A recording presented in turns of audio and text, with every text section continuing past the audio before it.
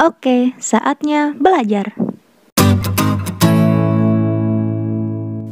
Hai adik-adik, kali ini kita akan belajar mengenai peristiwa kebangsaan masa penjajahan pembelajaran keempat.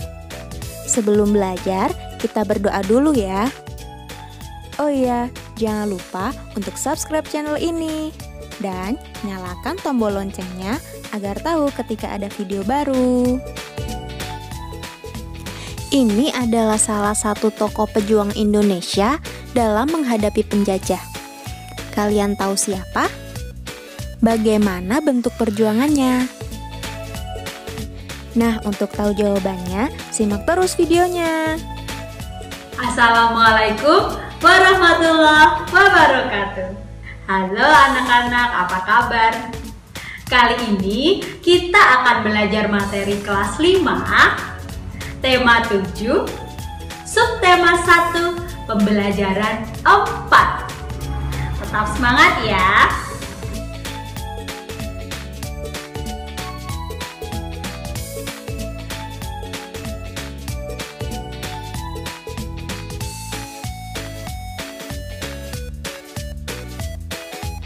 Anak-anak, pada masa penjajahan, bangsa kita sudah berusaha keras melawan penjajah, mengusirnya, dan ingin menjadi bangsa yang merdeka. Para raja, bangsawan, tokoh masyarakat, bahkan tokoh agama telah berjuang melawan penjajah dengan cara mengangkat senjata. Namun, perlawanan mereka masih mengalami kegagalan. Kalian tahu mengapa?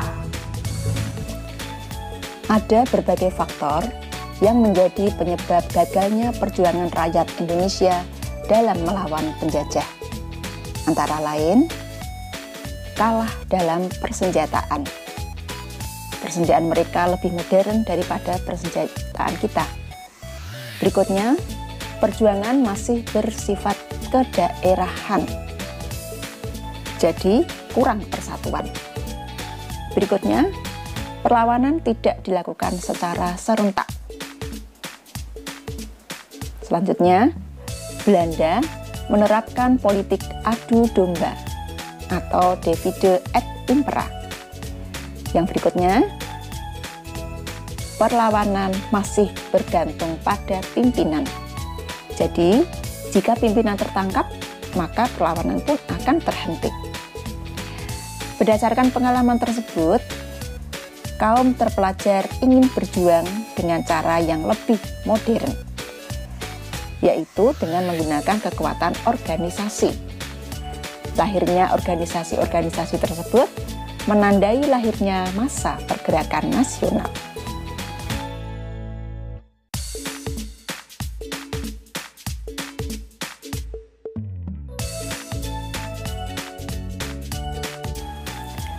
Pergerakan nasional adalah bentuk perlawanan bangsa Indonesia terhadap kaum penjajah tanpa menggunakan kekuatan bersenjata.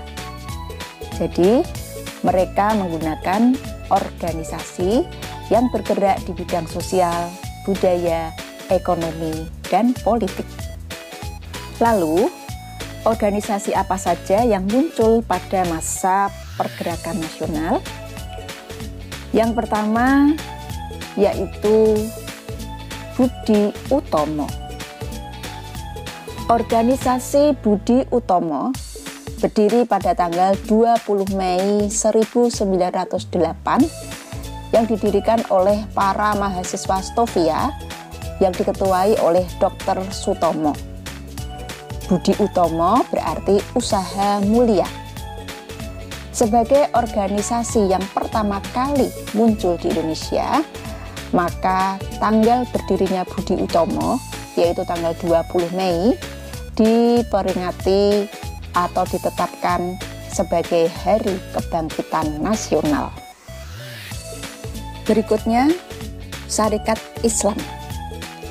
Dahulu, Sarekat Islam ini bernama Sarekat Dagang Islam yang didirikan di Solo oleh Haji Saman Hudi, seorang pedagang batik dari Laweyan, Solo. Tujuan utama didirikannya organisasi ini adalah menghidupkan kegiatan ekonomi pedagang Islam di Jawa. Muhammadiyah didirikan oleh Kiai Haji Ahmad Dahlan di Yogyakarta pada tanggal 18 November 1912. Indische Partei didirikan di Bandung pada tanggal 25 Desember 1912 oleh 3 serangkai. 3 serangkai ini yaitu Dowes Dekker atau disebut juga dengan Setiabudi Danudirjo, Dr. Cipto Mangunkusumo, dan Suwardi Suryaningrat atau Ki Hajar Dewantoro. Selain organisasi-organisasi tadi, masih bermunculan juga organisasi-organisasi yang lain. Misalnya Perhimpunan Indonesia, Partai Nasional Indonesia, Parindra, Gerindo, GAPI, dan sebagainya. Sejak abad ke-19, mulai muncul benih-benih rasa kebangsaan atau nasionalisme bagi bangsa-bangsa di Asia dan Afrika, termasuk juga Indonesia. Banyak faktor yang memicu munculnya rasa kebangsaan di Indonesia. Faktor ini bisa kita bedakan antara faktor internal, yaitu faktor yang dari dalam negeri, juga ada faktor eksternal, yaitu faktor dari luar negeri. Yang termasuk faktor internal antara lain 1. Kenangan kejayaan masa lalu pada masa kerajaan. Jadi pada masa kerajaan Majapahit dan kerajaan Sriwijaya dulu merupakan kerajaan yang besar. Yang kedua adalah karena perilaku Belanda yang menyengsarakan rakyat Indonesia, sehingga menimbulkan rasa senasib sepenanggungan rakyat Indonesia. Yang ketiga adalah lahirnya kaum terpelajar. Yang keempat, lahirnya kelompok terpelajar Islam. Ditambah lagi, lahir dan munculnya semangat persamaan derajat pada masyarakat Indonesia. Sedangkan yang termasuk faktor eksternal yaitu 1. Perkembangan nasionalisme di berbagai negara. 2. Adanya politik etis dari Belanda. Ketiga, peristiwa Perang Dunia Pertama. Yang keempat, munculnya dorongan untuk melawan penjajah.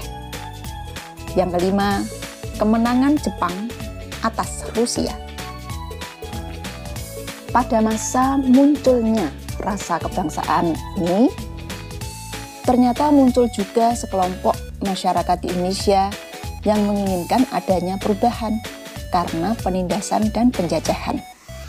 Perkembangan masyarakat Indonesia terjadi di berbagai bidang kehidupan, antara lain bidang pendidikan, bidang politik, bidang ekonomi, dan bidang sosial budaya. Di bidang pendidikan, perkembangan pendidikan menyebabkan munculnya kaum cendekiawan, baik dari hasil pendidikan Barat maupun pendidikan Indonesia sendiri. Di bidang politik, banyak muncul organisasi pergerakan yang menyuarakan aspirasi masyarakat Indonesia dan ingin menghancurkan kekuasaan kolonial di Indonesia. Di bidang ekonomi, terjadi perkembangan yaitu adanya upaya penghapusan eksploitasi ekonomi asing. Tujuannya adalah untuk membentuk masyarakat yang bebas dari kesengsaraan, kemelaratan, dan meningkatkan taraf hidup bangsa Indonesia. Sedangkan di bidang sosial budaya, yaitu melakukan pembentukan identitas nasional, seperti penggunaan nama Indonesia untuk menyebut negara kita. Hal ini diawali oleh J.R. Logan pada tahun 1850 Dan istilah Indonesia makin populer sejak Sumpah Pemuda tanggal 28 Oktober 1928.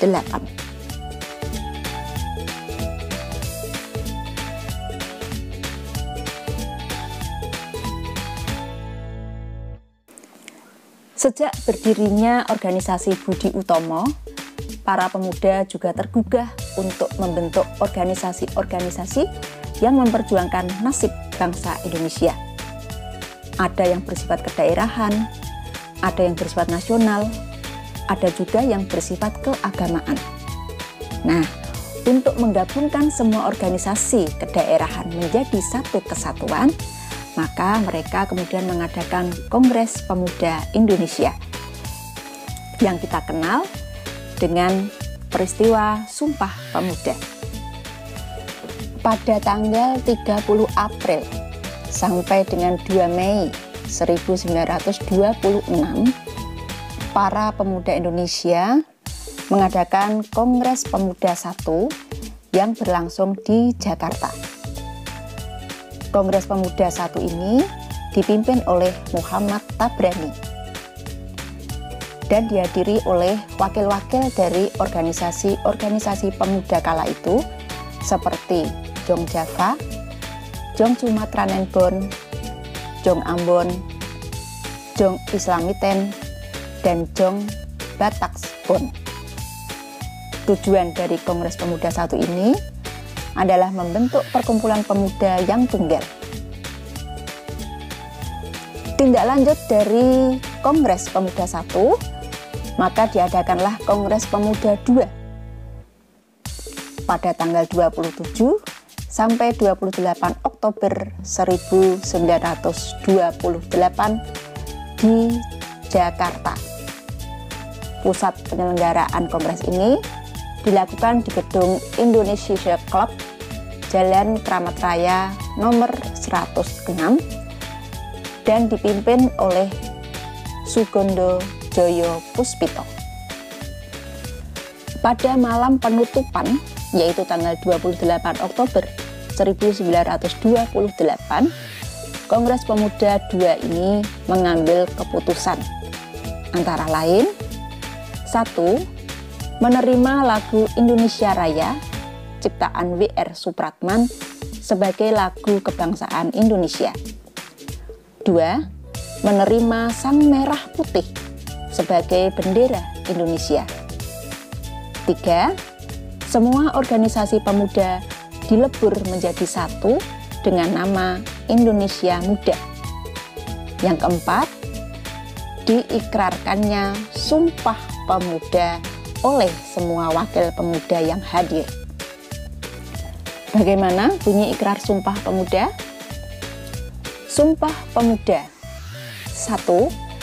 Kami putra dan putri Indonesia mengaku bertumpah darah yang satu, tanah air Indonesia. 2. Kami putra dan putri Indonesia mengaku berbangsa satu, bangsa Indonesia. 3. Kami putra dan putri Indonesia menjunjung bahasa persatuan, bahasa Indonesia.